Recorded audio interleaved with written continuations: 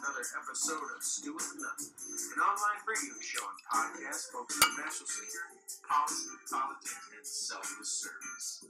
We're here to give you an honest opinion, different perspective, and hopefully a few laughs. We do this by not only interviewing guests, but also sharing our own perspectives and asking you, the listener, to interact with us on our chat room, via our Facebook page, and of course, on Twitter. Hello and welcome everybody to a very special Stu and the Nunn. He is the Stu. He's the Nunn. And we are here live, broadcasting on the Book of Face, the Twitter, Periscope Twitter, as well as Twitch, and what else? YouTube. YouTube. We're on YouTube. Yeah. What? And then, if you're listening to this on iTunes, thank you for subscribing. Please subscribe to iTunes. Check out our podcast, get the weekly updates. It's really cool. But we are here in Central Tejas, also known as the Greater Austin area, a.k.a. Georgetown, the greatest little city in Texas.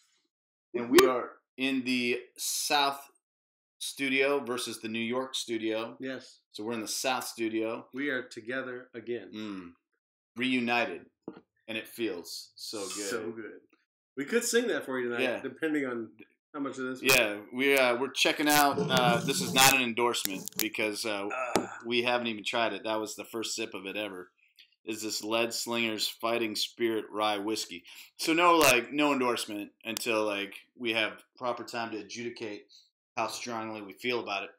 But it's great to have Troy here. We just had Taco Tuesday at Casa de Nunn before we heading up to the studio. Dude, the man can make some fajitas. Taco Tuesday. But lots going on in the world, lots going on in America, and some really cool stuff going on in the military that we kind of want to talk about. Of course, there's always the gloom and doom stuff, but there's some actually neat stuff going on right now that we kind of want to touch base on.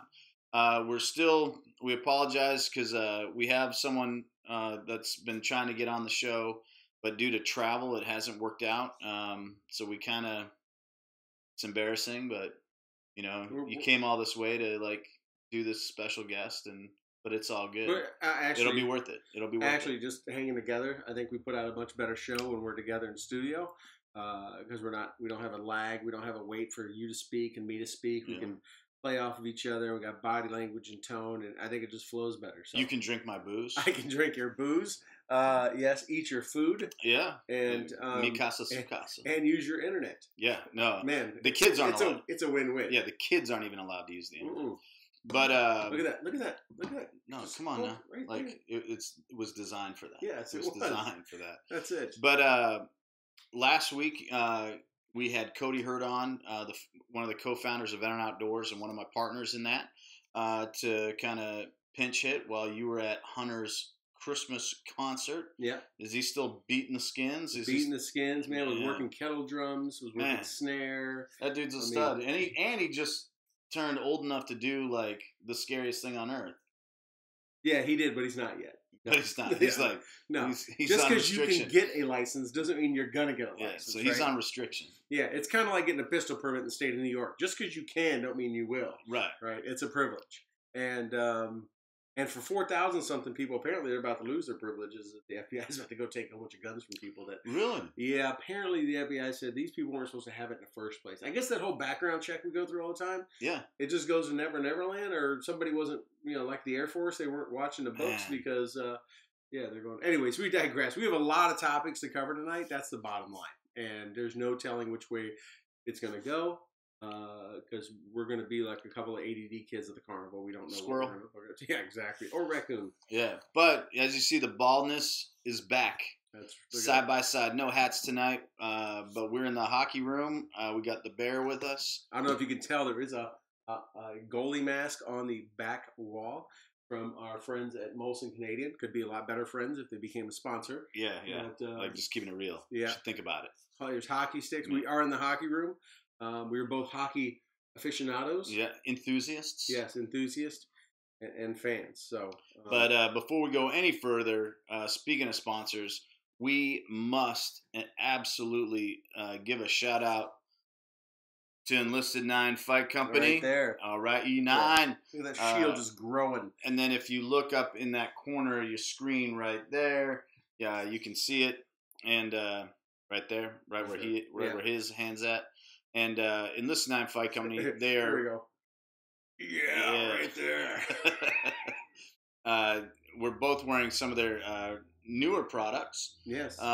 You got this is a special one. That is the Merry Christmas Jolly Roger right there. Jolly Roger. I'm wearing the Appeal to Heaven flag, which is a great historical flag of the United States military, and super excited for that because I've yet begun to fight. And you can find them at gruntstyle.com/enlisted9.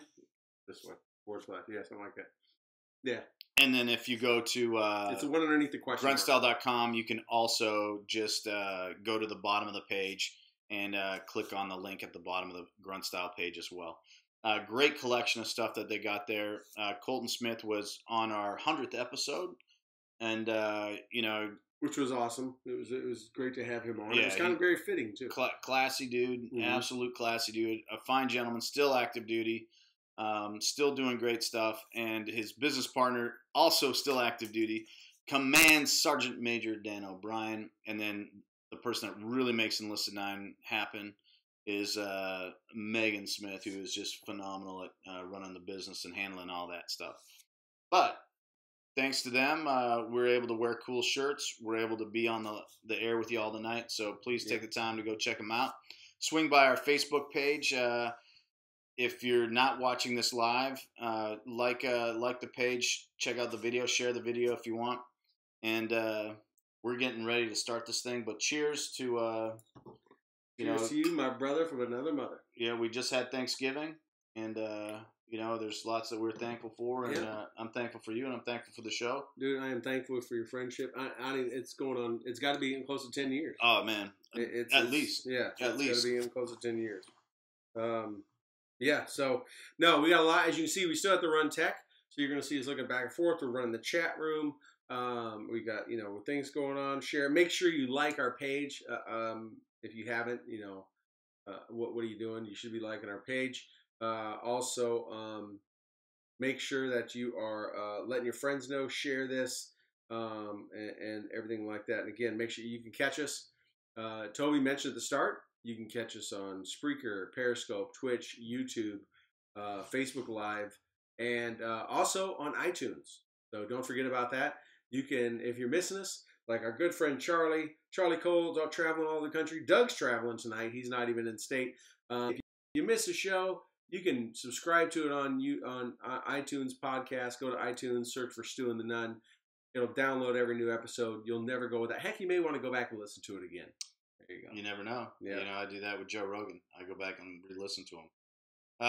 But let's talk about some of the really neat stuff that is going on.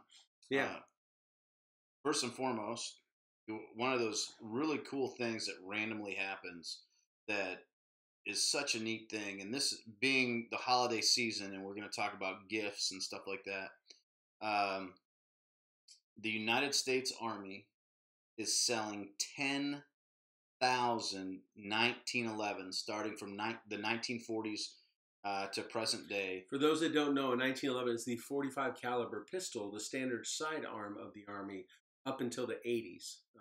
So the one that you saw John Wayne wheeling around in Green Berets, one that you've seen in countless movies. The famous last scene, one of the famous last scenes of Saving Private Ryan with Tom Hanks backed up on the bridge, engaging a tank because that's all he had left was that 1911. There are these, you can go and find them right now and you can buy them. And I just think this is the neatest thing. One, they're working .45 pistols, right? One, yes, it's a functioning .45 pistol. But think of the history. How many hands have gripped it? How many rounds have been through it? And where it's been? Well, I carried a .45 a couple times early in my career as a 11 Charlie Mortimer. And I hope if I were to buy one, I wouldn't get one of mine. Because like every young 19, 20, 21-year-old. I was, Use it as a hammer. well, ka-chaka, racking it all the time, all that stuff, right? Because you're Joe, and you're just given, here's your weapon, and you don't have an appreciation of the piece of machined art in your hand. And but no, still, you're right. It's been on the DMZ in Korea. It's been in Fulda Gap. Preventing the Russians from coming through, standing watch. It's been in Africa. It's been in the Philippines, right? It's been in deserts, all over the place. There's from the mountains to the valleys to the desert. Man, there's like a song like that. Almost like a song. We could almost write one. It might be plagiarism. Depending on how many of these we drink tonight, we could have a song by the end of the night before it's all said and done. Yeah, we might be writing Matt Goss's new material. We could. Speaking of Matt Goss, this is Squirrel. All right, this is what's going to happen. Matt, our good friend, we had him on the show just a few weeks ago. Episode 99? Yeah. 98 or 99? 98, I think it was, yeah. Started his new residency out at the Mirage. Mm-hmm. And last weekend, I don't know if did you see the opening video yet? Solid. Matt's out in Vegas. If you're going out to Vegas, you got to get tickets. He's there Friday, Saturday, I think Sunday, and Tuesday. Tonight's his fourth night out there. Every week, pretty much for the next 5 years. So if you get out to Vegas, if you're out one of those nights, you definitely want to grab tickets to the Mirage, go see a show. If you've never been, we couldn't endorse it enough. No, it's a show like you've never seen. It's a show like you used to hear about, or you see in movies from like the 40s and 50s. He's the last of the Rat Pack, but go check him out. He might even be better. He might be better. I mean, he has the dirty. He might be. He might be a better dude. Yeah, he's a solid dude. He's still solid. Kobe and I are going to be out there. We are working that out to be out there.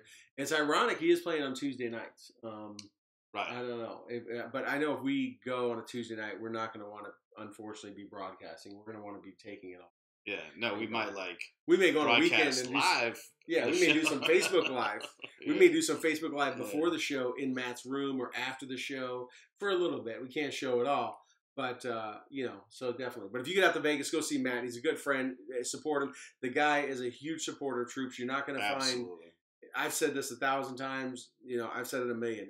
He's more patriotic about the U.S. and our military and our country than a majority of the Americans that I know. And he's a Brit. And the guy he's as authentic as they come. And, he supports the troops like nobody's business. So, yeah. Since we mentioned Matt Goss. Yeah, Squirrel. Also, outside the 1911s, which I think is a great Christmas gift. That is a good Christmas.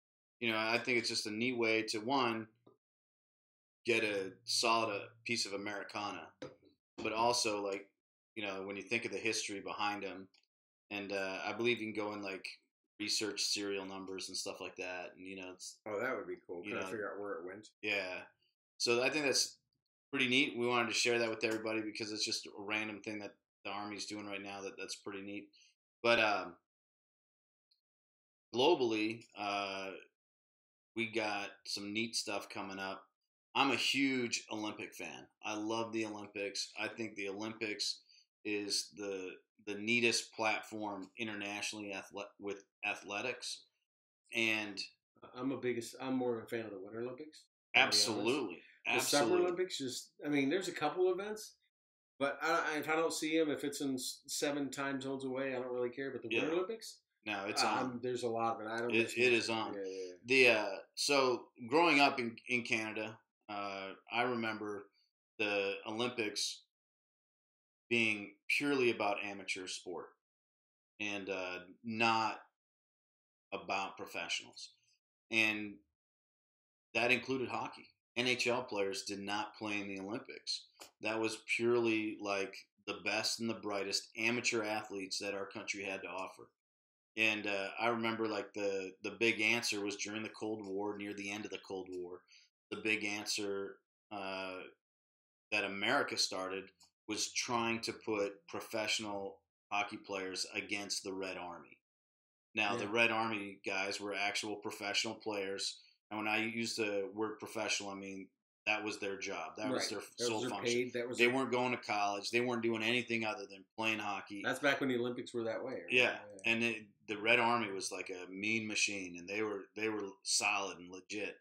We had the Americans. When I say we, because I self-identify Absolutely. As I'm binary. You're not appropriating my culture. No, I'm a binary person. I self-identify as both Canadian and American, and you can do that now. I absolutely can't tell me I can't. How dare you?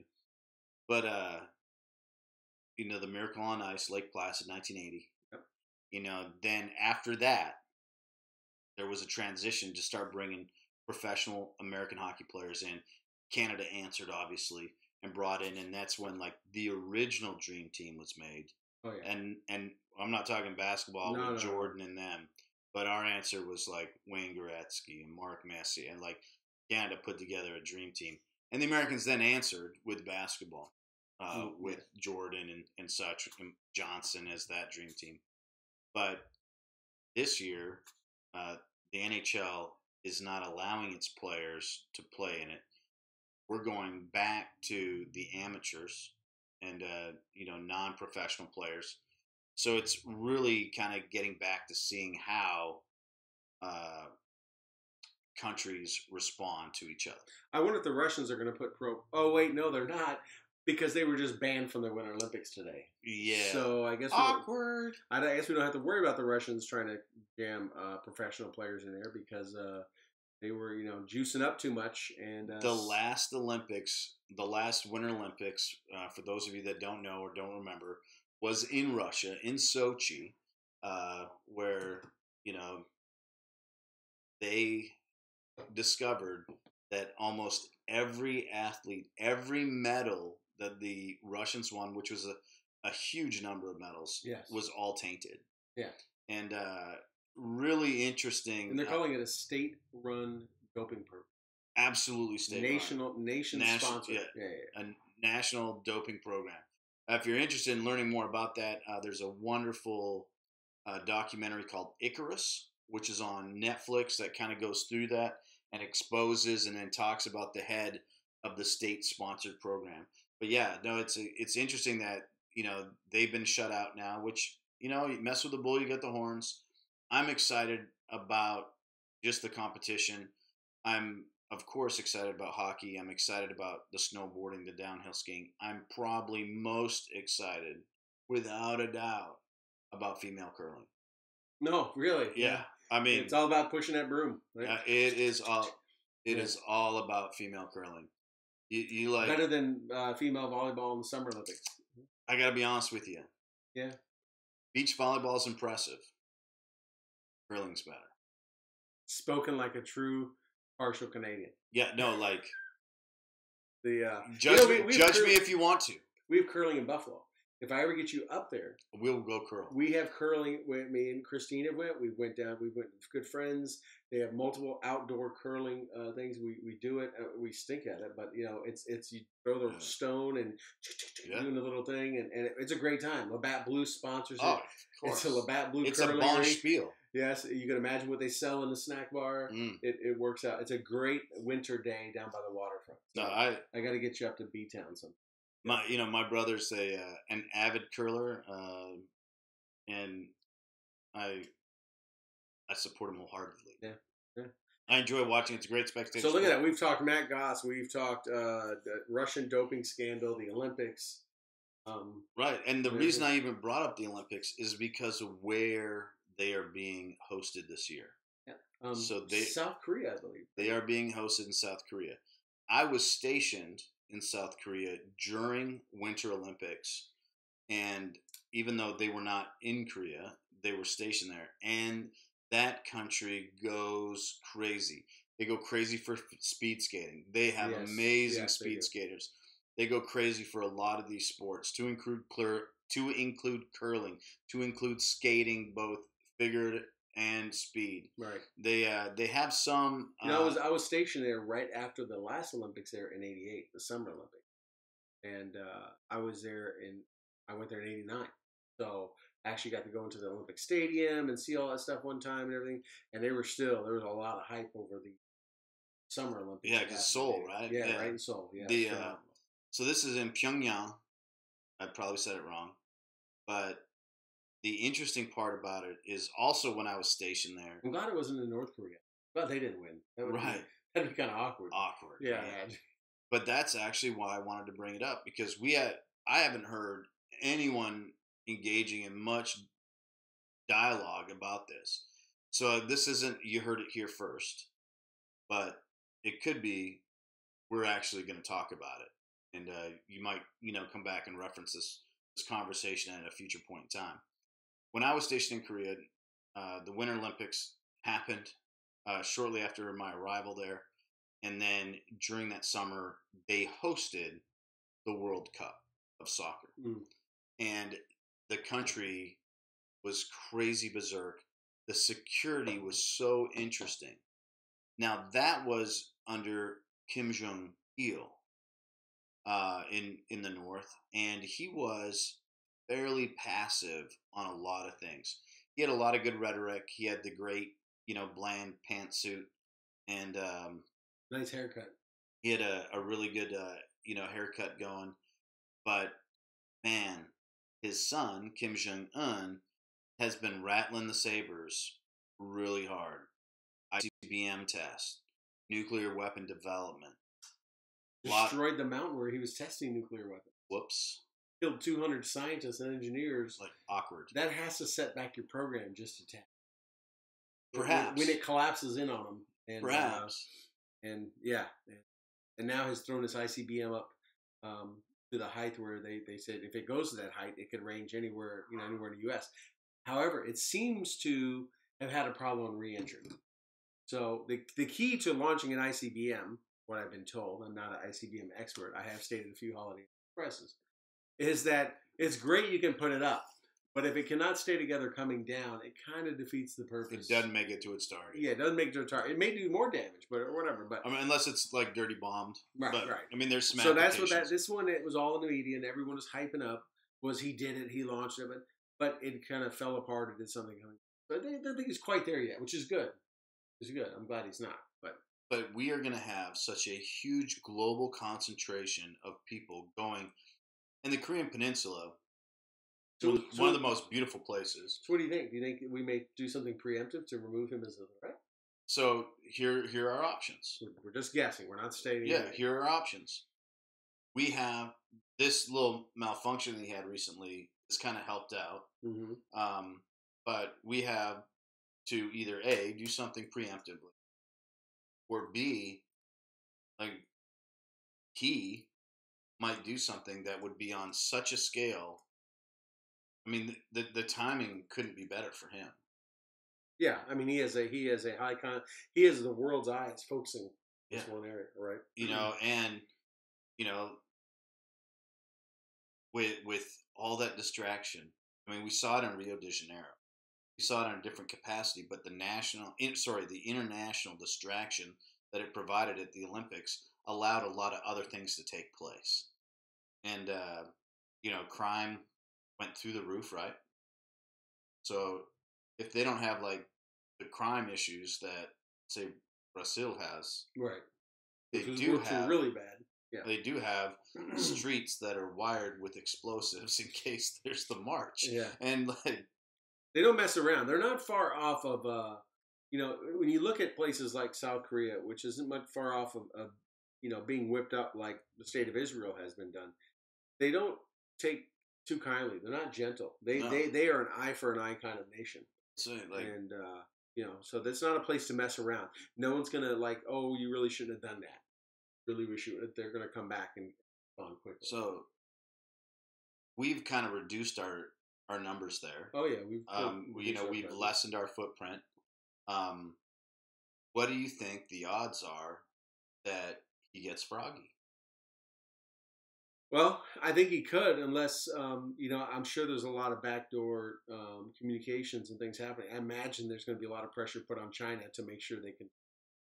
I mean, China's already said, "Look, dude, you attack first. You're on. Like, we're not coming in. Like, and they're, we see China's putting a lot of pressure on them, more sanctions financially and all that stuff.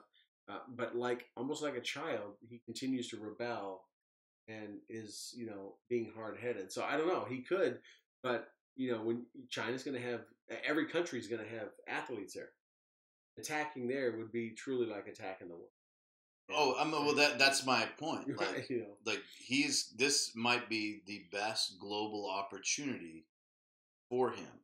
And when I say opportunity, I mean that, you know, he's not doing this. Part of it is to, I need more rice, literally. You know, I'm not saying that to be sarcastic. I'm not saying that to be facetious. If it wasn't for the world, generosity and charity, giving the country of North Korea the majority rice, of these people would have starved. They would have starved years ago. And one thing that his father was really good at doing was negotiating violence for food. He could threaten, terrorism. He could threaten violence, and out of that, he would get food, and we went for it.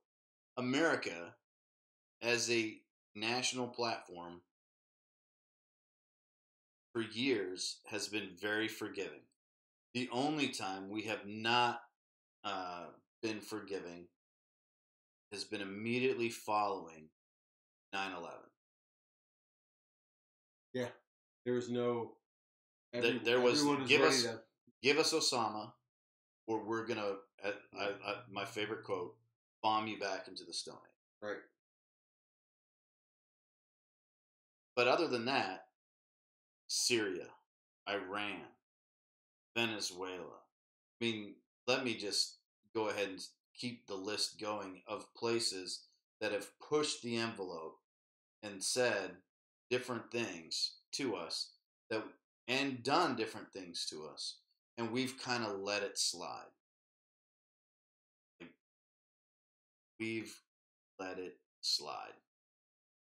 I don't think we would right now. I think our current administration, I think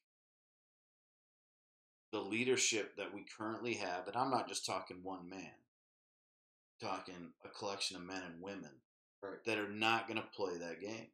And I think it's interesting if that goes down. Yeah. And the Olympics is such an. I remember as a young kid, there, Pierre Trudeau, who's Justin Trudeau's father, Pierre Trudeau. Then following him was Prime Minister Mulroney. We're talking then Reagan, Carter, Reagan, and Bush. And then on the Soviet side, Gorbachev and Yeltsin. And these Olympics and these World Cups of hockey is where a lot of negotiations of diplomacy took place. Yeah. Under this athletic amateur banner where it brought countries together in a peaceful way, they got a lot of work done. Go ahead. No, go ahead. No, and this year, being that it's in South Korea, with everything going on with North Korea, with everything else going on globally, it seems like the stage is set that we are going to see a repeat of what happened in the early 80s again. And I'm kind of excited about it because I think some great peace is going to come from this. Yeah. I also think some scary shit could come from it. Oh yeah. And what's it definitely could. I mean, you're just talking the North Korean threat, not even talking the terrorist threat, right? Which they have no nation state loyalty, and they're all about getting the biggest shock factor. So I mean, the security in South Korea is going to be probably, because of North Korea and the terrorist threat, is going to be beyond what we've ever seen just about anywhere else. But yeah, so we're excited. That's coming up. That is February, right? It starts. It is February 8th or something. Yeah. So go Canada and America. Yeah.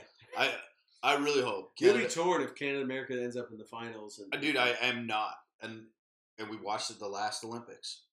I couldn't be happier. Yeah. I couldn't be happier for either team.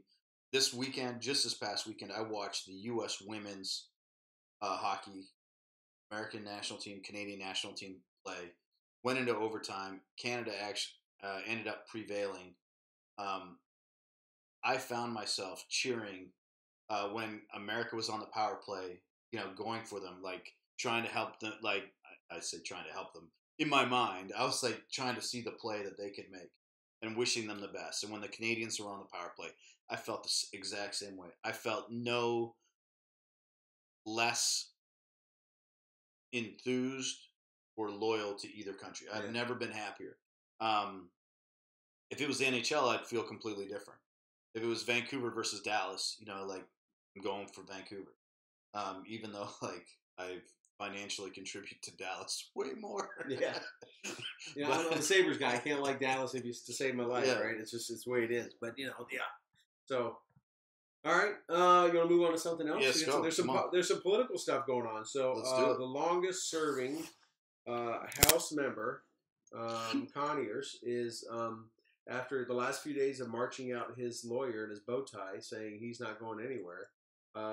Announced today on the radio, if you heard, in Detroit, from his hospital room in Detroit, because of all the sexual allegations, with 2 more coming out today, with women naming themselves, retired today.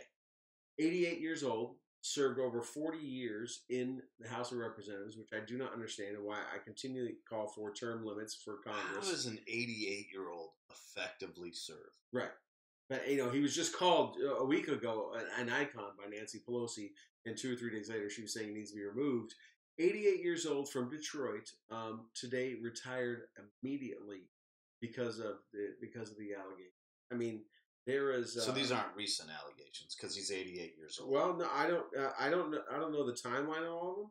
I know, the couple were his, part of his staff and assistants, and they've come out and said, one of them talked about they were in a front pew of a church, and he ran his hand up her leg, like under her skirt, and she jumped up like and yelled at him.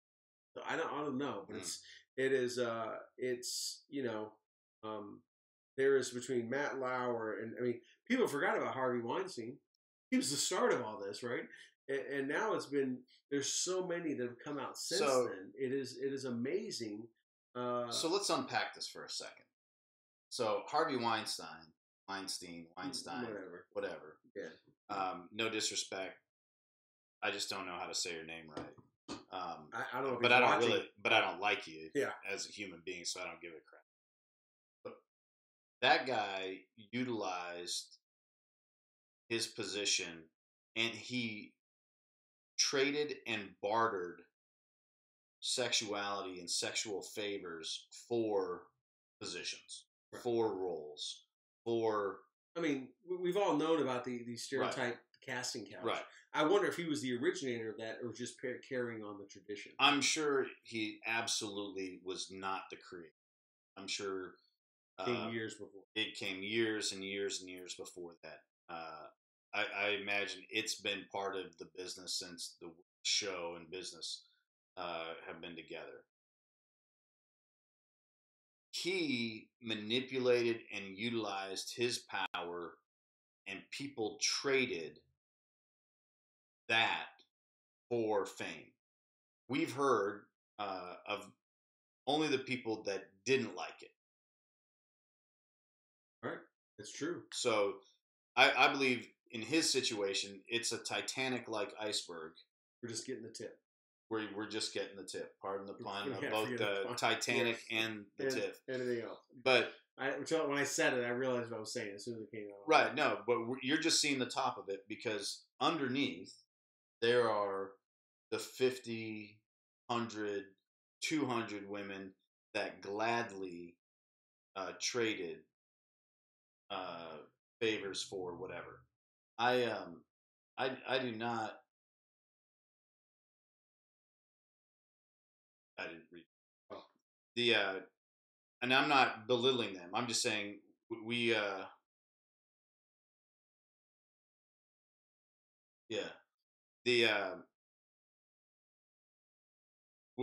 only hearing about the people that didn't do it, and I bet there's a lot more that bought in. I'm not belittling them. I'm not passing judgment. I don't want to be misunderstood.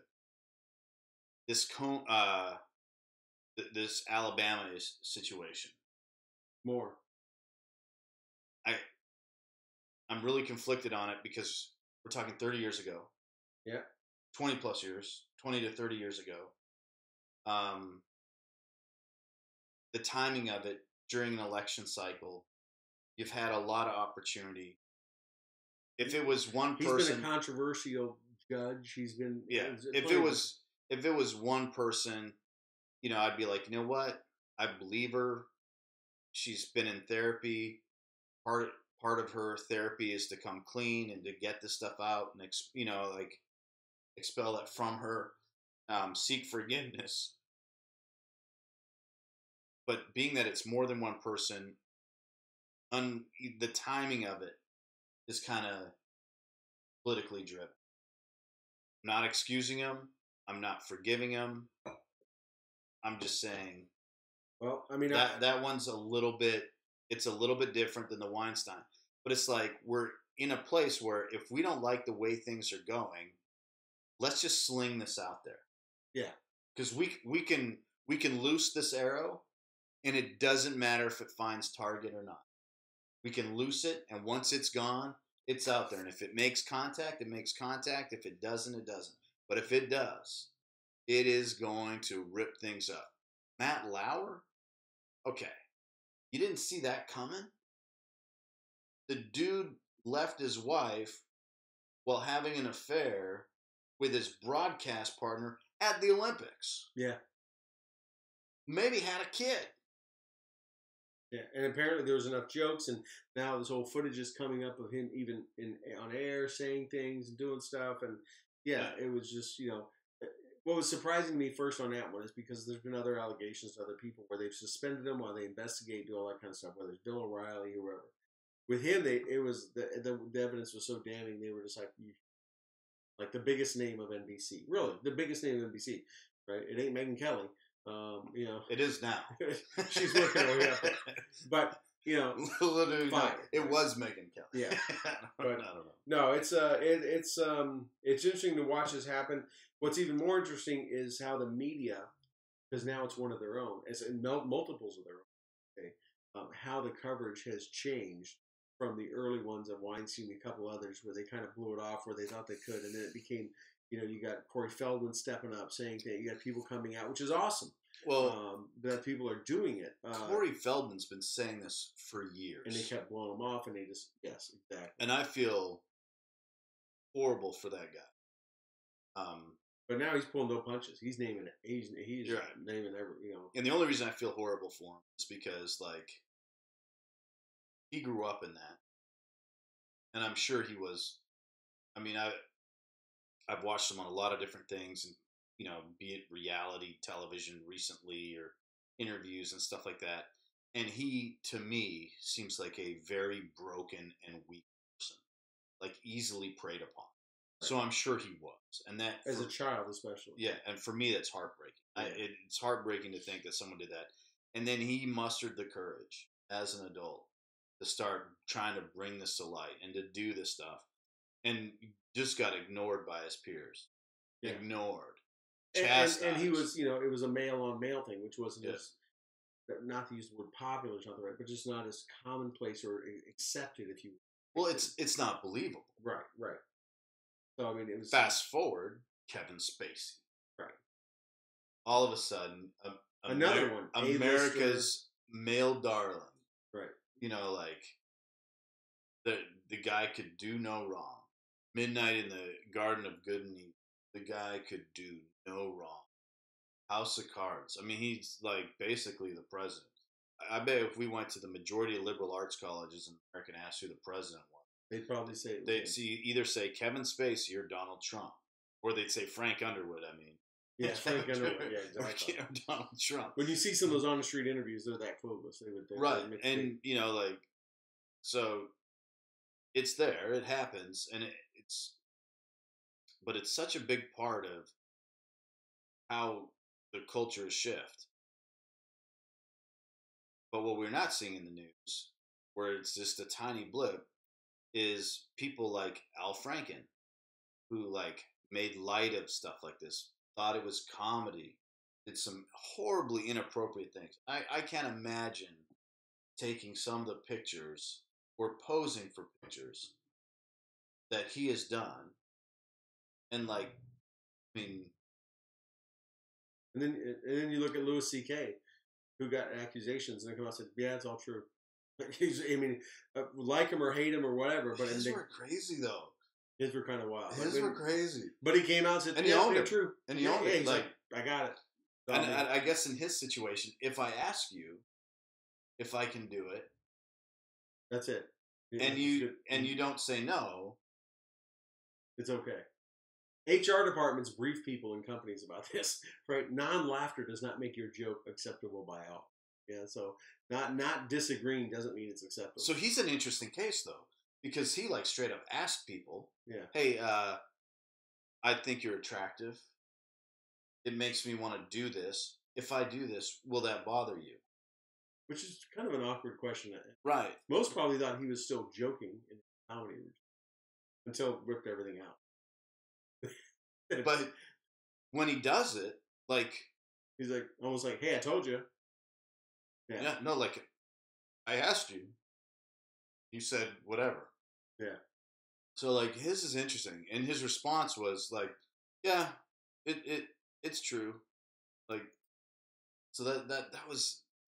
But what we have to do is like we have to do better at teaching our boys and raising them to be like gentlemen, to be respectful. We, like you and I, Yeah. we need to do a better job of raising our boys. You and I, in America, in general, and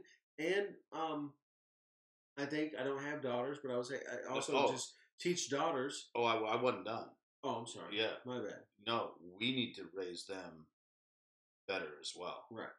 We need to raise them to have boundaries, to say, "Hey, no, you know what? You know, we're quick to say stranger danger." I watched a funny video earlier today about, kids going to see Santa Claus, them freaking out, because we've taught our kids stranger danger. Well, we need to raise our daughters better and let them have the courage to stand up and say, "No, I don't. That's not appropriate. Don't do that." Or don't compromise something for acceptance or right. whatever. I think a lot of it may come from that. It's like they don't want to. They're willing to go along with something because they think they need to, and then later they end up regretting it. It is not the media's job to raise our kids. It's ours. Right. And I think that's... It's not the school's job to raise our kids. No. Or any other activity where you think you can drop your kids off. No. Scouting, absolutely intramural sports, whatever. Right. So we haven't been together since Thanksgiving. And right before Thanksgiving, the Girl Scouts of America put out a thing telling girls, don't hug your male relatives. Did they? Yeah. And then I was like, my brother-in-law made a really funny joke about it at our Thanksgiving table or area, because like my daughter ran in, and what is the first thing she did is like she gave him a big hug, because right. Scarlett's all about, like showing people that she loves them. Right. And, she laid a big hug on on her uncle, and,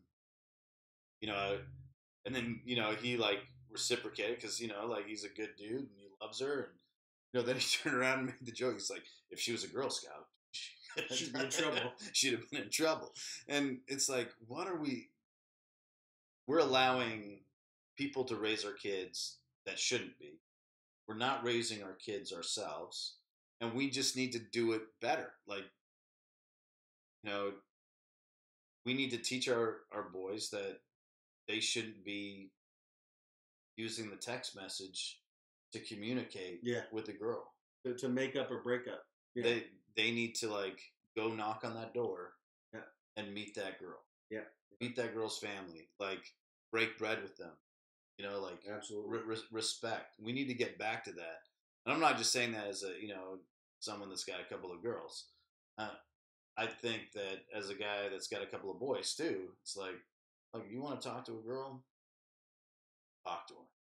Right. Go meet her. And this little device has made it so that guys don't need courage, and they can do things. They don't have to face rejection. They don't. Right. Oh, rejection. Yeah. I've felt it. Oh, have I ever? How many times were you in the club back in the day, go up and ask a girl for a dance, and she's like, no. And you turn around and do that walk of shame back to the table where your buddies are at, and they're like, nah, Every time. Yeah, exactly. Every time. But it made you stronger. Right? Yeah. It made you stronger. I didn't always get rejected. I imagine once in a while, a girl let you dance with her, right? Yeah. You're a good-looking cat. But every time you get rejected in some way. Shot down like a Scud missile over Iraq. In some way. Exactly. And that's a character builder. And, and in some, if it's worth it, you reevaluate, you go back. And how many people have you known? A number of couples I've known where when they first met, the girl turned them down. shot him down, said no. They got back, maybe they met a couple weeks later or whatever. I mean, story after story, I can't even count where people were like, "No, she wasn't interested," or she was interested in my brother, or he was interested in her friend, and then it ended up being for them. It doesn't always work that way. Anyway, we are digressing a lot. We are you are watching Stu and the Nunn, of course. You've tuned in, but we have some new people tuning in. We have a lot of people in the chat room. We have just a lot of family members, friends. Colton's in there. Want to welcome all you guys. 89. Yeah, want to welcome all you to the show. We got a couple comments. All right. One from this lady, I think I know, Carol, said she wants to know when we're going to get Dave Bray or Mark Wills back. So Dave's always in the shoot. Dave, we've had on multiple times. Yeah, Dave was actually just on like 6 episodes ago. Yep. But we need to get Mark on. I need to reach out to Mark. We need to get back on. We haven't had Mark on this show yet. On our old show before. That's right. That's right. We need to try to get him on. So that's a good one. Good suggestion there. Also from the chat room, we hadn't had a chance to get to it yet because we were talking about things that were happening historically, things that are currently, and things that are happening both. We are knocking on the door. We're just days away from one of the greatest attacks on our nation. Yeah, 76 years ago. Has it been that many? 76, right? Yeah. 76. Last year was 75, and that was a big one. Yeah. So 76 years ago, the attack on Pearl Harbor, documented so well, and the best documentation. This is the of truth. That by our good friend Lauren Bruner, past guest on the show. Second to the last lead, the Arizona. Escape from the Arizona, second to last lead, Laura Bruner. We don't have the book right here in front of us, but we do have it downstairs. But you've seen it. Man, you got to read that book. But yes, 76 years from the most horrific attack. And if you want to know what that attack was really like, you got to read the book because there's nowhere else. There's no movie with Matt Damon or anyone else that's going to give it anywhere near justice of what it really happened. But yeah, it's coming up 76 years. Never forget Pearl Harbor. Never forget the Alamo. Never forget Pearl Harbor. Never forget 9/11. Right? Those are the 3 real big instrumental things that have happened. When you just said that number, but just flashed through my mind, and we've known this for years, but we're 18 years old, 76 years ago. Might not be. We probably aren't. I mean, we are losing. You're talking someone to be 94. You're losing. Look at that math. I need to. My math is way too fast, right? We are losing these veterans. Yeah. So fast.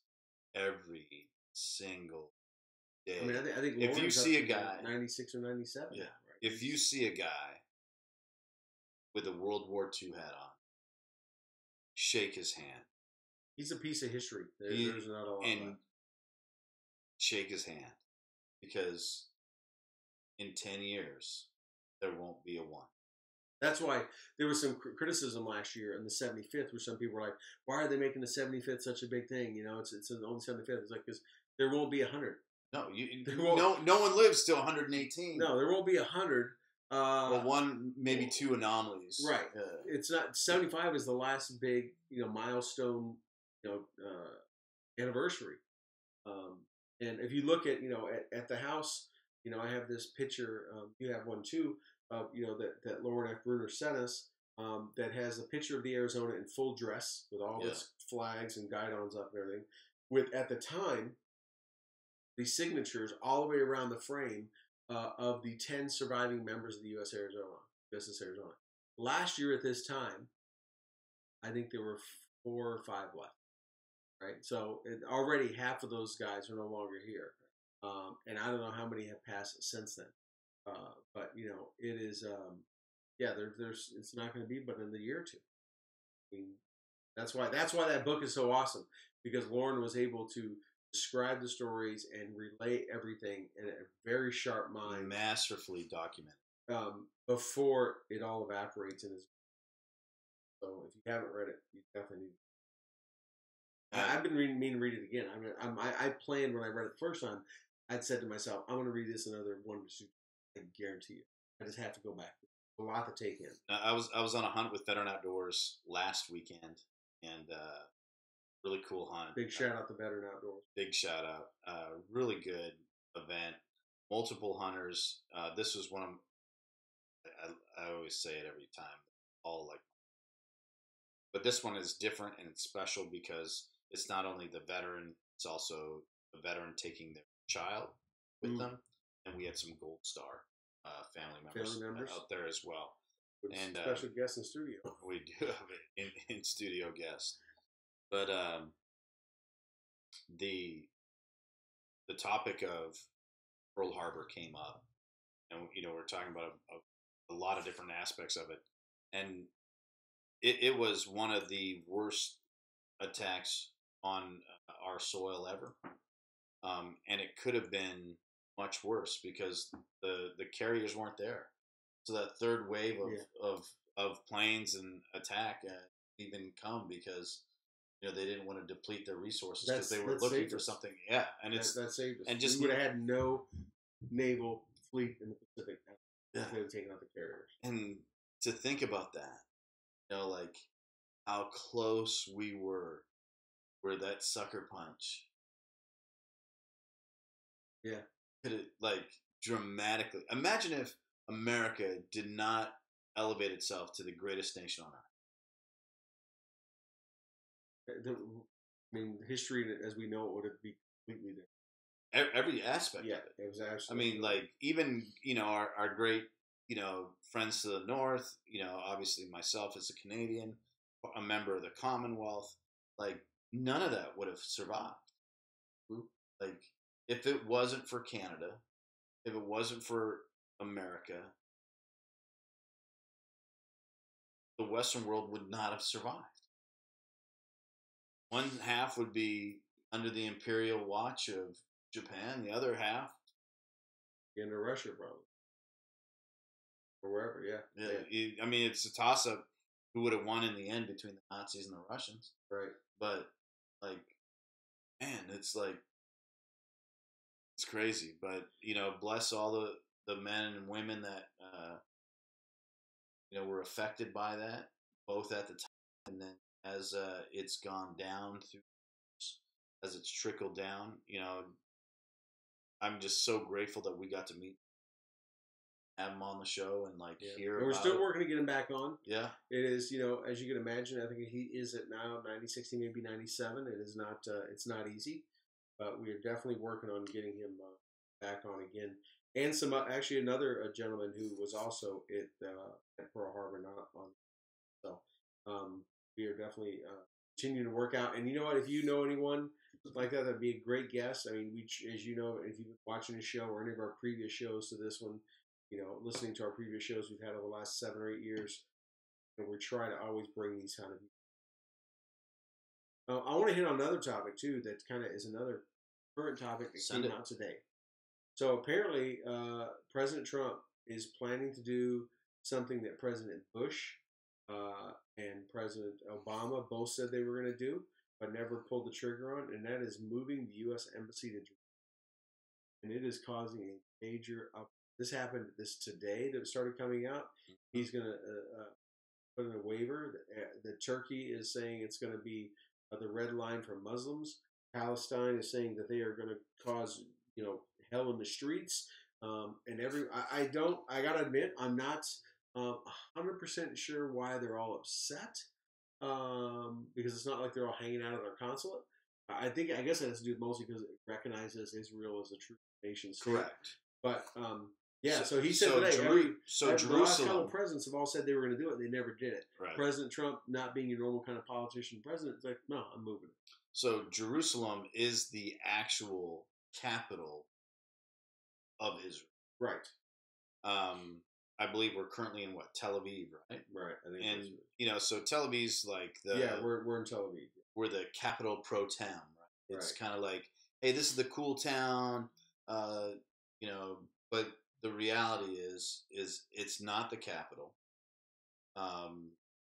The reason we're not there is because it's a political compromise where every other nation in the world, we put, for the most part, our consulates in their capital. That's where it's Right. appropriate. We receive other nations' consulates to our capital and to our major cities. The majority of consulates within America are in Washington, D.C. Yep. I believe the next place is New York City. New York, San Francisco for some of the Pacific Rim Right. places. And that's because New York hosts Houston for a lot of South American countries. Yeah, but New York hosts the United Nations, Right. and San Francisco also hosts United Nations. So, those are very, I don't want to use the word strategic, but those are deliberate, Right. Placements. I don't have any issue with this at all. It's really obviously, is it more ceremonial? Is it more because of? Well, I think what you're saying is you're drawing a hard line and saying that in the past, our administrations have not wanted to identify Israel as a nation more so than Palestine. And the issue is the Arab world, I'm not saying the Muslim world, I'm saying the Arab world, do not identify Israel as a nation state. They identify it as an occupying force on their lands. Well, unfortunately, United Nations recognize Israel as a nation, partly because they helped validate it as a nation state. Moving the consulate to its capital seems appropriate. It doesn't seem disrespectful. And, Turkey's got an issue with it? Yeah, one thing I'm reading right now is that, people can say what they want about the president, that he doesn't have good foreign policy or political stance, but he actually took the time out to call Palestinian Authority President Mahmoud Abbas, Jordan's King Abdullah, the Saudi Arabian King, Egyptian President, Israel Prime Minister Benjamin Netanyahu, called them all today before he made the announcement. So he took that. He didn't have to. He could have said this is the way it is.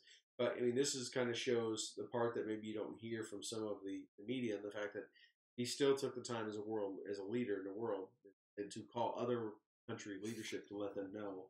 And, and some of them gave him warnings. You shouldn't do this. If this happens, this kind of thing could happen. But he gave them the courtesy of doing it, which I think is pretty impressive. You don't hear that. I mean, the funny thing is, we're having this conversation, and 24 months ago-ish, give or take, wrong on that number, but not that long ago, the previous administration of the United States would not even receive Benjamin Netanyahu. Right. When he came to the United States, he was not received as a leader. He was received as a tourist, and it was up to Congress to receive him as a guest leader. Right. And I think the fact that he's being treated as the leader that he is, let's not pull punches. Let's go ahead and identify the fact that one of the top 3 global issues to affect all of mankind is the Palestinian-Israeli conflict.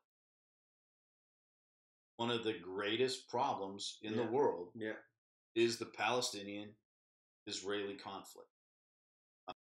Is there an easy answer to it? No. You have a piece of land that two nations of people claim to be theirs. Unfortunately, one is in power, one has been validated, and one is being supported. The other one is not.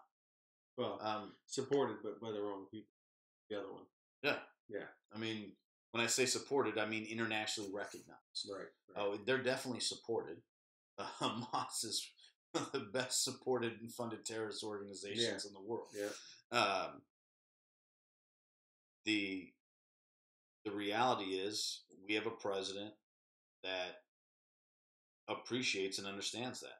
That's one of the reasons why he got that vote. Right. He said up front that he is a fan of Israel. That's why I keep blowing me away that the media and Hollywood people are so surprised about all the things he's done in the short time he's been in office. But I just continue to go. But he said he was going to do it. He said he was going to do this. He said he was going to do that. I mean, he even boastfully, right, talked about we're going to keep winning and we're going to be winning. It's going to be this and we're going to be that with jobs. Now, granted, a lot of stuff's coming true. The stock market's doing things that people couldn't even imagine. Gross domestic product is up. There were. If you go back, 3.5%. And look at some of the footages on election night, some of the economic experts on some of the media outlets were just preaching doom and gloom. Because remember, the market had a little bit of a shaky the next day because investors didn't know what it meant, right? And they're like, "That's it. See, all the View and all the rest of them were like, see, the market's going to tank because he got elected, and we're going to be bankrupt and all this stuff." Now they're talking the possibility of busting 25,000 on the stock exchange, which is crazy. We busted 22,000. Everyone thought that was crazy. It's been like 14 records he set since the market since he's been there. 23,000, 24,000 last week. Now they're talking already could bust 25,000. 401ks are doing phenomenal. Unemployment is dropping down. All kind of, it's like, the guy's winning a lot. I mean, well, and here's the irony of this. Hollywood does not like Trump. Yeah, they did before. Right. They loved courting him back when they thought they get money from him. Right. They invested. Hollywood does not like Trump. But Hollywood might start singing a different tune now as a result of it. Is what the stock market? No. Or Jerusalem. Oh. I mean, Hollywood is a deeply Jewishly entrenched and run community. There's. Do you think it would turn him around because of his support of the nation state? How can you go to synagogue and badmouth a guy that just validated you as a nation and recognized your true capital? Right. Not your tourist capital. Right. Your true capital. I mean, that's got to be driving them. Yeah. There's some there's gonna be some coffee shop meetings tomorrow morning that are gonna be like, I really don't like this guy. I hate his Twitter feed. But that but comma is going to come in there. Yeah, you're right. That could come in there. But, what else we got going on in our chat room tonight? Really, the chat room's been kind of quiet. We got a lot of people viewing. We just crested the hour mark, there's not a lot of stuff. He was tuning in. I've been asking if everybody's questions or comments come on. We had a couple coming up recommending other folks, but no, the Jerusalem thing was big. Trying to see what else. Of course, we talked about Conyers. We talked about Moore. Did we talk about the FBI? Well, we have. How could we have missed that? This guy Mueller, right? Yeah. What a mess. I mean, my Lord. Everyone knew that, Mueller probably would not be. Mueller's that? Yeah. Would not be, super objective, seeing that he was an Obama administration appointee, that kind of stuff. Right?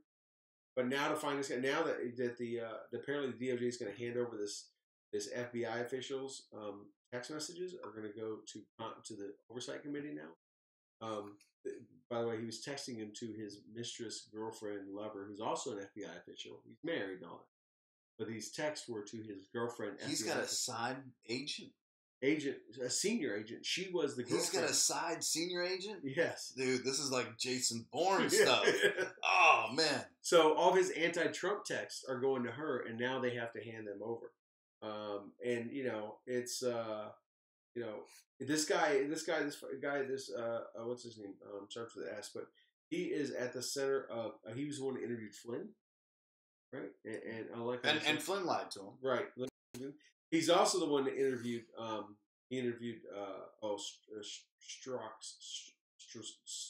Strazox. When I say his name.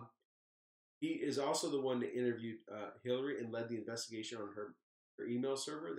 And that was weak. And determined that there was nothing there. That was weak. And now I heard some reports today that he's the one that rewrote Comey's speech, saying that she had that called it, and he reworded it to say it was a gross oversight or whatever it was Right. like that. Yeah, so it wouldn't sound criminal in his thing.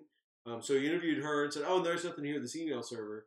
Interviewed Flynn, all that kind of stuff. This guy's like at the center of all this stuff.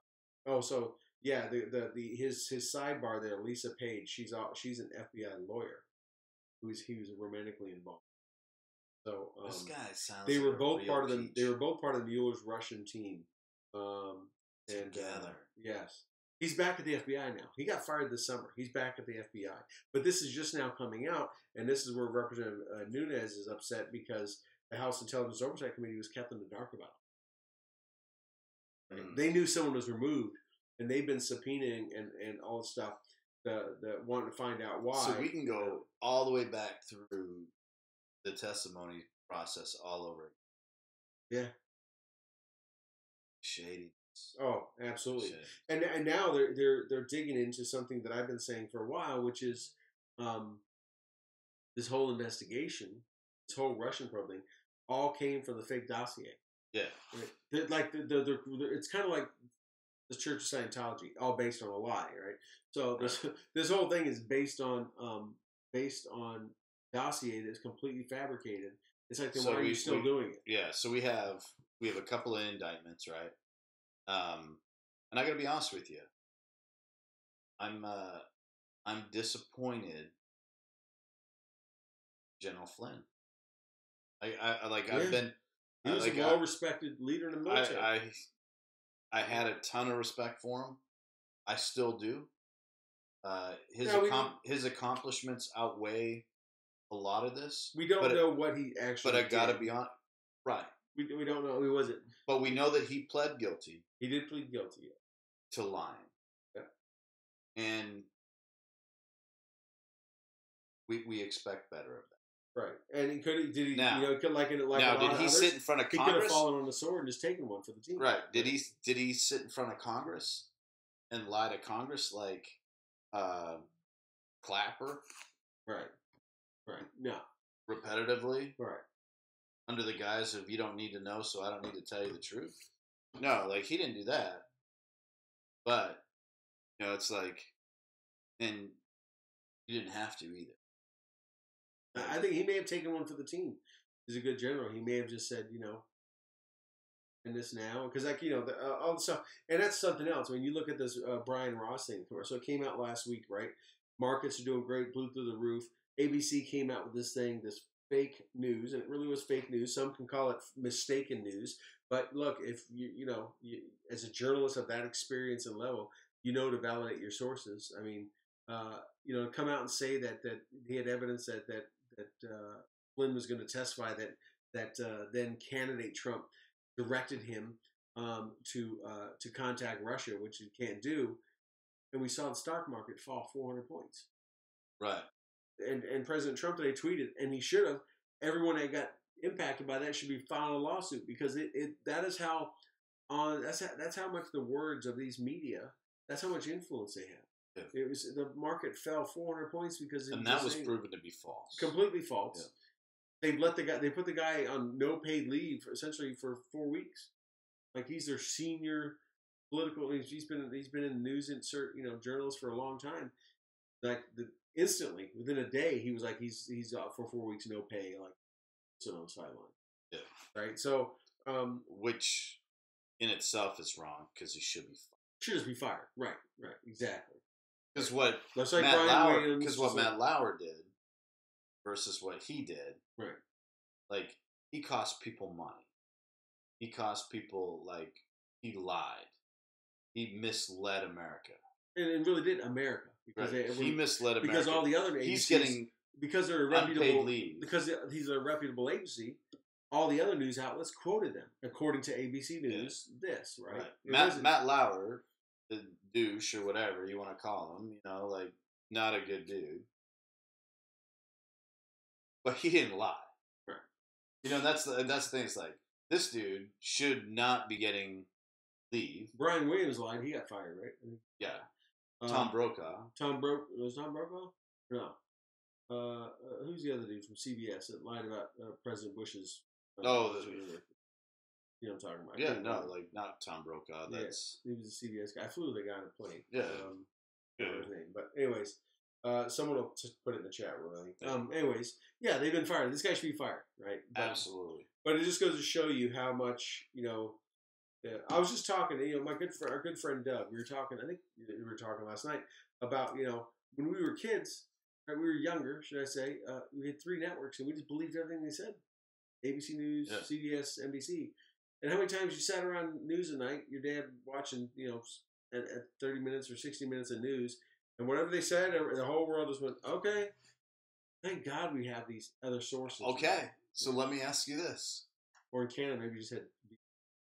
No, we had CBC. CBC, that's it, yeah. So let me ask you this. Do you question... Dan Rather. Thanks, Doug. Dan Rather. Thank you. Do you question... This one's for you, Doug. Chard.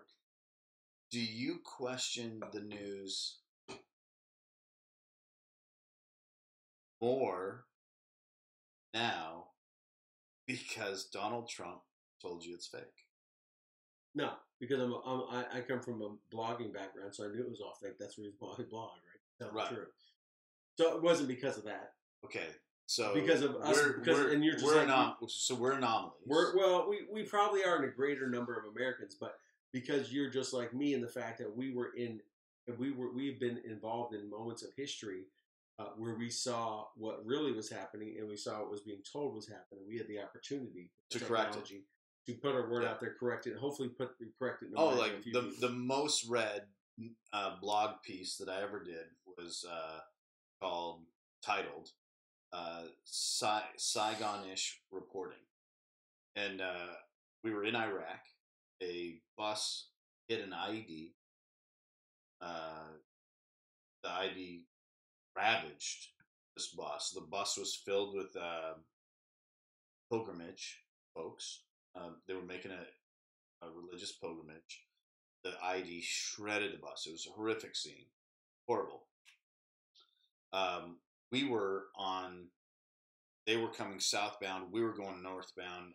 Major northbound route that divided the country called MSR Tampa. And they were southbound. We were northbound. We saw the detonation on the southbound lane. It was probably about 700-800 meters to our north as they were coming southbound. So witnessing the detonation, we investigated. This is your first tour or second tour? This is second tour. So you're JP. Yeah, so and JP was with me, as a matter of fact, and this is a really cool JP story. So we're relatively first on the scene. We secure, the perimeter of the site, and it's horrific. It is most unpleasant. Women, children, roadside bomb, ripped apart. It's just not the best scenario. And we witnessed one of the coolest things ever out of that, and it was a moment of celebration. And the moment of celebration is that the Iraqi police, the Iraqi military, and the Iraqi first responders responded. Ambulance showed up. Police took over. We set up a security, and we handed it over to them. And this was a really neat moment. And, for myself and some leaders that had been in you're country. Finally seeing it start to. And we saw, this is infrastructure. This is municipal government. This is national government doing what it's supposed to do in terms of infrastructure and reacting to something. And we saw a moment of celebration. We saw a beautiful thing arise from a horrible thing. And the tragedy is terrorists, insurgents, whatever you want to call them, set out a device to do damage to us, and instead it was detonated by innocent civilians.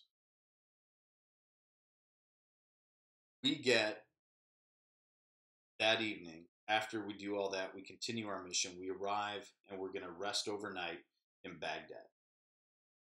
JP's like, hey, Sean, you got to see the news. And he shows me the news, and we'd only been, this is only a matter of hours later. And the headline, the leading news story on Yahoo is 2 cell phone pictures of us and this bus, and we are being blamed for attacking innocent civilians. And there's an entire Yahoo News report on how American soldiers engaged with tanks and destroyed a school bus full of children, women and children. Yeah. You know, we didn't have tanks. We were in wheeled vehicles. We didn't engage it. I had the video. Al Jazeera reporter just, wrote a dispatch, and somebody in Baghdad wrote a dispatch, not even interviewing anyone on the scene, but got a couple of cell phone photos from the scene and rolled with it. And I wrote this piece and, just kind of chastising the media about, hey, like, actually report. Like, you know that we have bumper numbers. You can ask. You can go into that briefing room in the green zone and be like, hey, who was the unit that responded to blah, blah, blah? And can we talk to them? Like, they had the ability, but they didn't. It was laziness. They were like, if it bleeds, it leads. Yeah. We're going to tell this horrible story. Tanks attacked and ripped rockets into it. I mean, the headline was just atrocious. Right. And you're like, nothing could be further from the truth. This poor bus of pilgrims got decimated by terrorists. Yeah. We reacted to it and then got relieved by the greatest thing that should have been happening in Iraq in the moment, and that's the news story.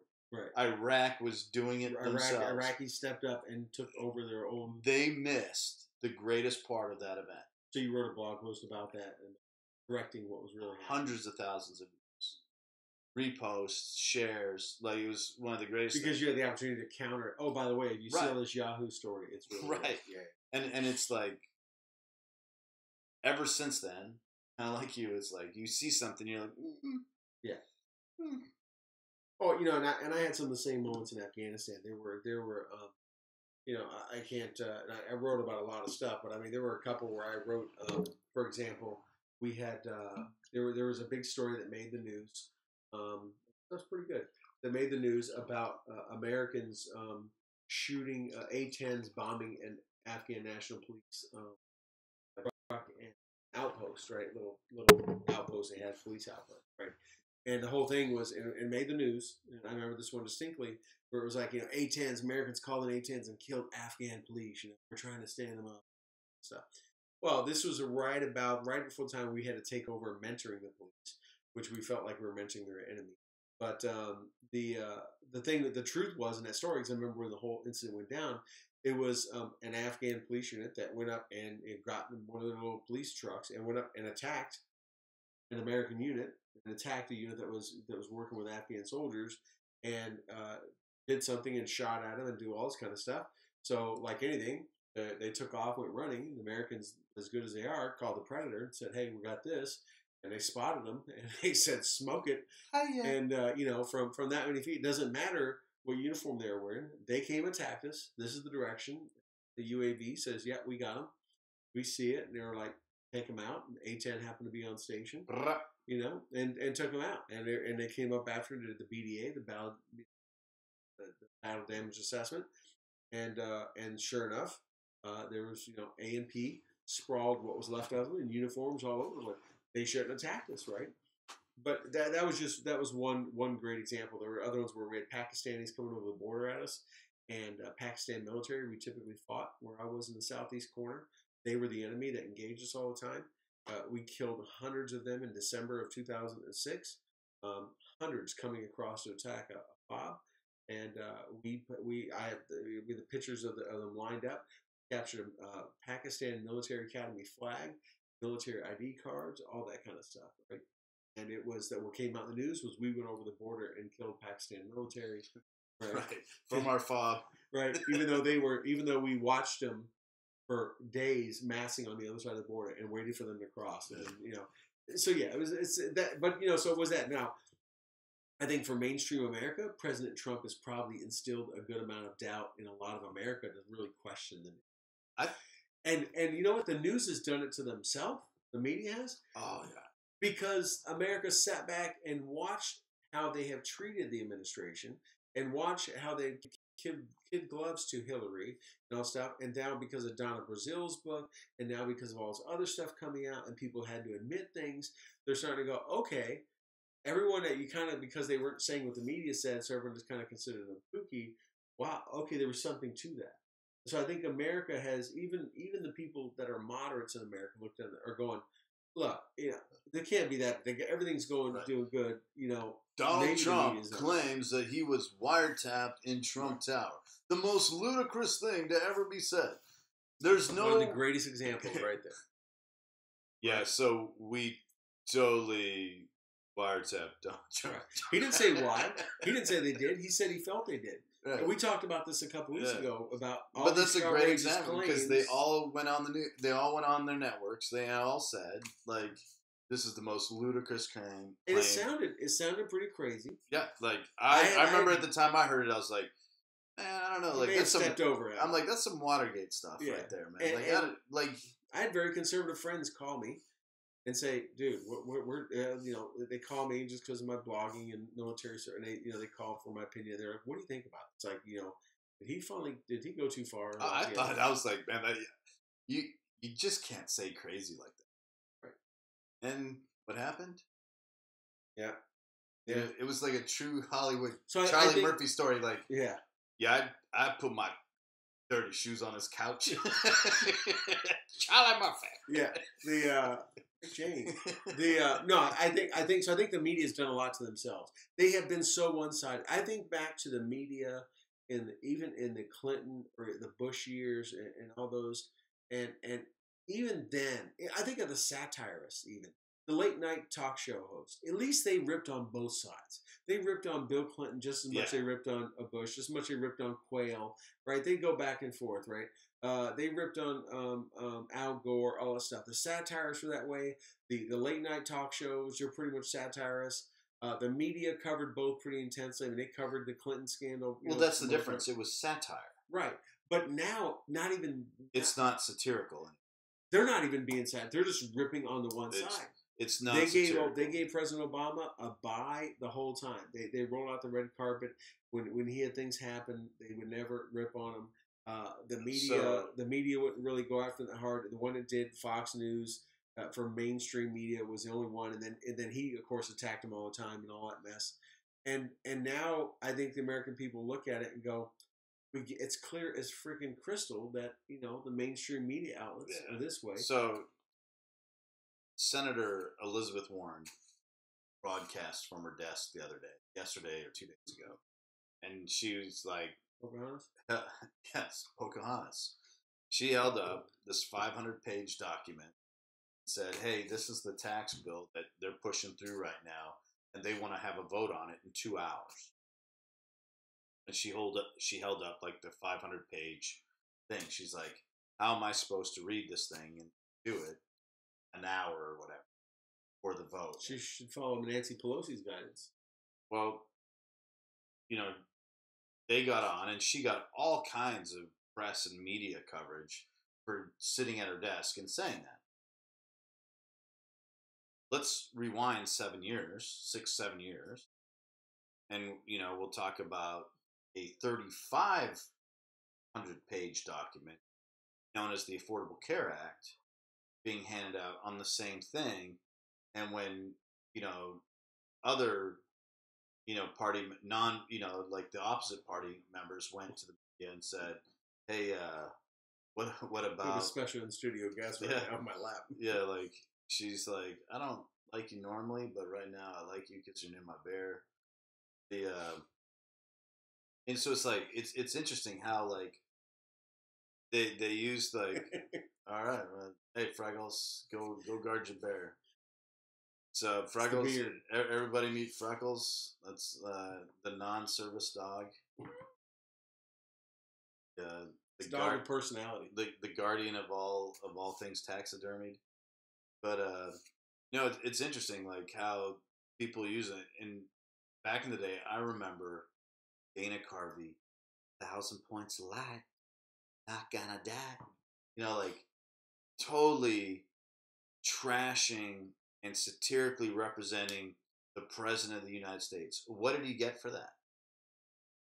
Got invited to the White House, and him and his wife spent the night as the guests of the man that he provided satire, to. Right. And you're like, okay, I think that's awesome. Right.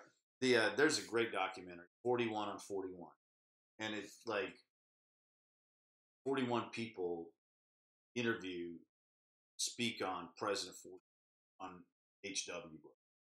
And, Dana Carvey in that says, like, he's like, I didn't even like the guy. I didn't vote for the guy. Like, and I made fun of him.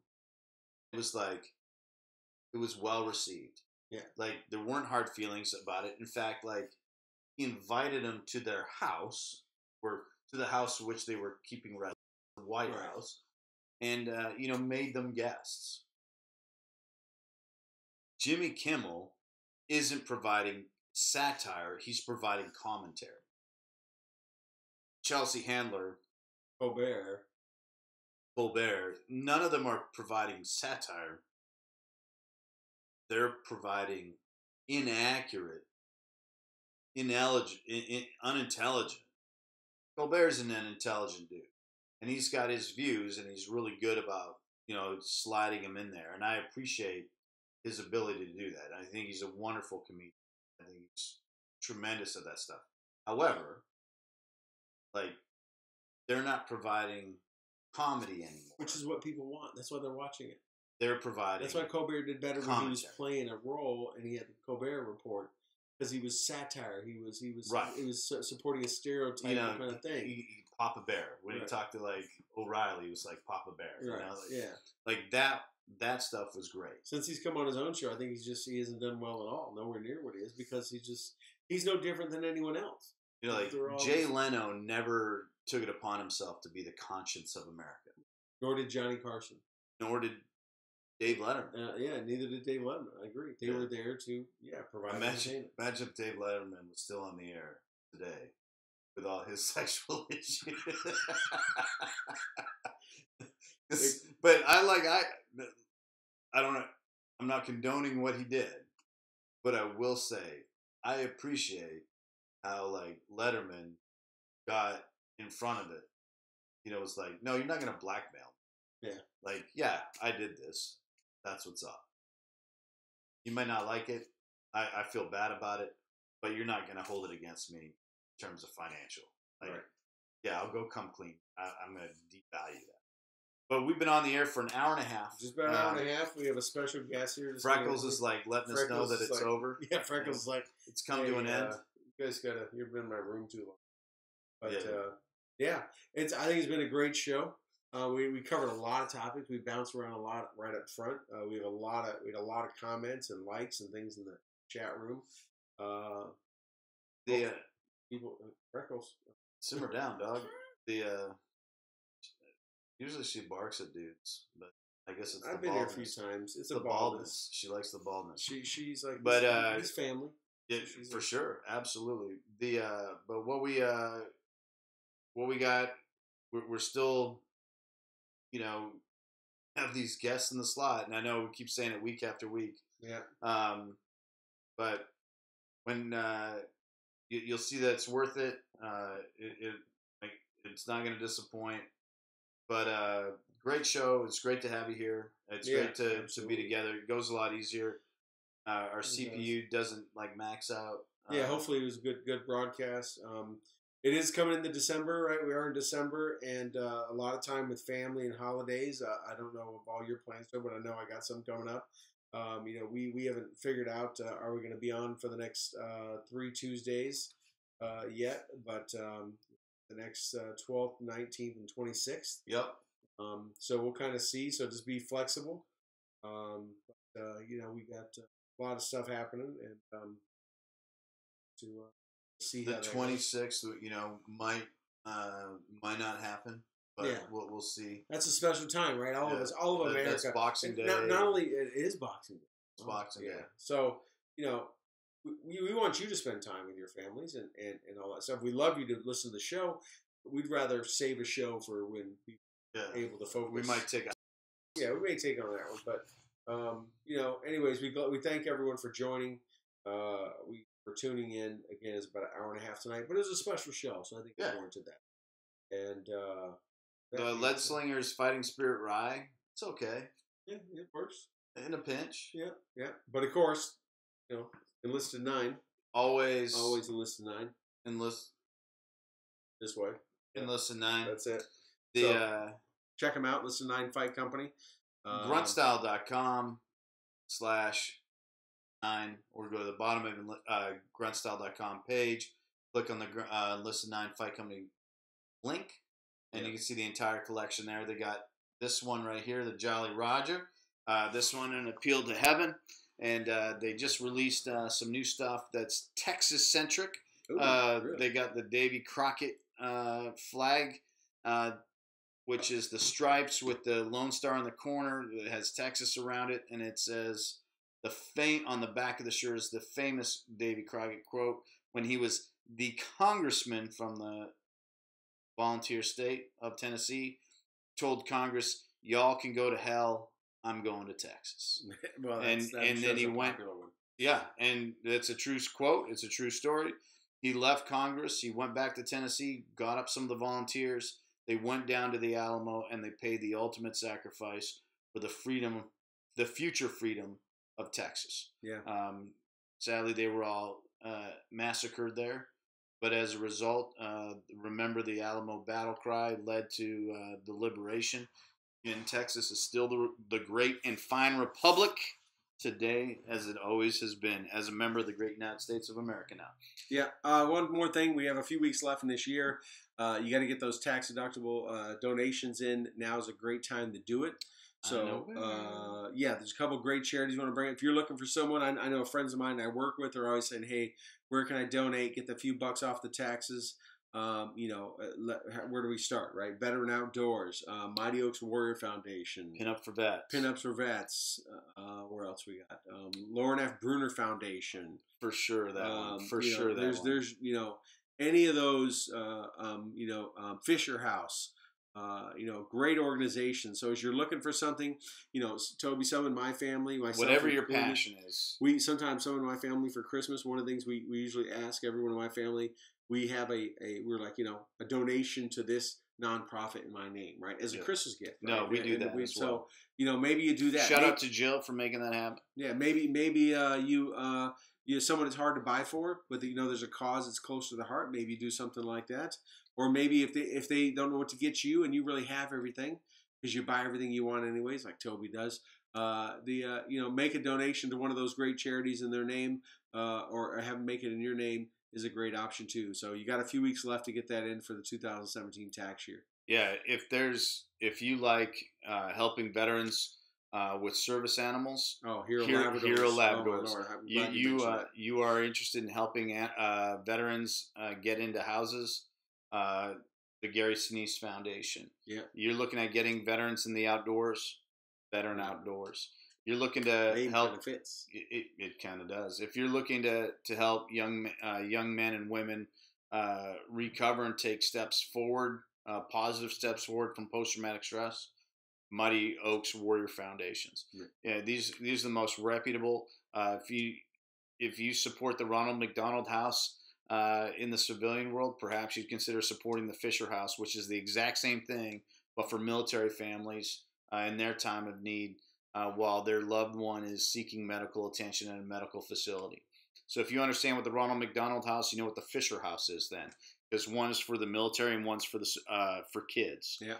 So those are all reputable organizations, all endorsed by myself as well as the Stew, and we really hope that during this holiday season you think of ways that you can support your community, not just your family, and that's kind of the spirit of the holidays. Giving back. It's part of being American. We're talking about some first world problems. we're talking about some first world problems here. So there's people out there with big needs and that kind of stuff. So, and yeah, if you can benefit your taxes, great. That shouldn't be the only reason, but I know it's the time of the year that people look for that. So that's definitely something. Hey, be sure and check us out on stewandthenunn.com. Follow all of our socials there. You can get them all up there. At Twitter. You can find us on our Twitter, Facebook. Follow Toby Nunn at Toby Nunn, which is under my name here, or Boo Hammer, which is under his name there. Follow us along, and definitely check out Listen 9 Fight Company. We want to thank you all. Great night, Toby. Good show, brother. Always. And with that, God bless everybody.